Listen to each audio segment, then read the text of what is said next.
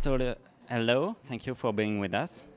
Can you sum up the story of Occupied for those who didn't watch the first season? It's Norway gets a green government that stops producing oil, which leaves the rest of Europe in a deep crisis regarding energy. So the European Union and Russia decide to go into Norway to restore the production of oil. The main thing we discussed in the first season is if you could keep your wealth and almost all your intellectual property or your freedom, who would then make an uprising or resist this occupation? What will happen in season 2? And which angle did you choose for this new season? It's still an occupation, yes. And now it's obvious they're not leaving, but still it's debating whether or not the uprisal is growing bigger or not. But we also look at the society, what happens inside the political milieu and stuff like this in a situation like this. Sort of anyone in this universe are gaining something also from the occupation, so the moral dilemmas are not so black or white.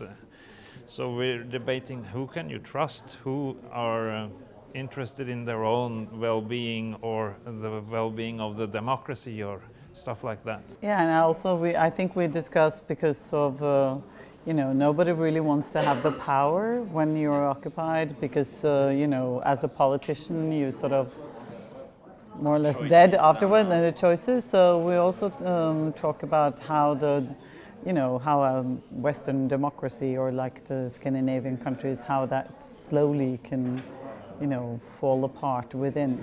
And the topic of Occupied is very bold, especially with Russia. Were you afraid to make them upset?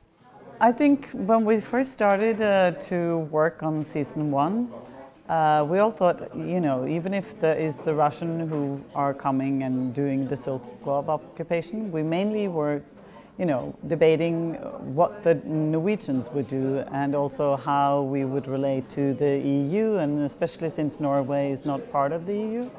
But as we started to shoot the series, the first season, Russia went into crime, so everything became more plausible, and they are the big brother and we have the border to Russia. So, there was a little bit of a heat when we had the first season, but now it hasn't been anything, No, and also. The Russians are depicted quite okay in the series. They're not the bad guys as such. It's just as much, they're the only ones who sort of are honest and willing to get their hands dirty, to do the dirty business for the EU. So the political game is just... Are they really honest? They don't, yeah, in a way, because they say, okay, we're here. Of course, they're saying we're here to protect you and stuff like that, but compared to the EU, that sort of use Russia as a means to do the dirty business for them. It's another layer of the story.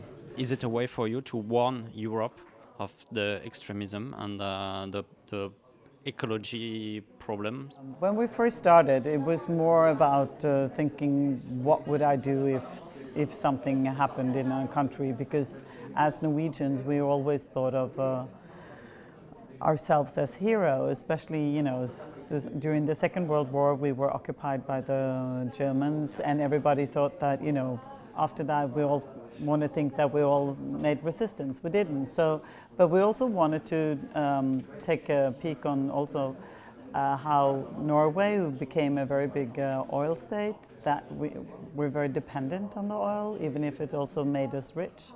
And also try to talk about how that we need to do something about the environment. But that was more, I think, in the first season. The second, it was more about, how to keep the democracy and also to have a debate about it, because people start out as being very optimistic and idealistic, and then they get into the politics and perhaps become more cynical and want more power than actually trying to help the people. And we see that in some of the European countries now, that, you know, it's scary things that are happening.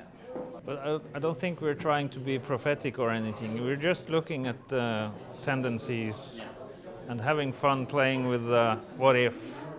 I think what if is the most used phrase in the writer's room. Thank you very much for your time. Thank you. Thank you.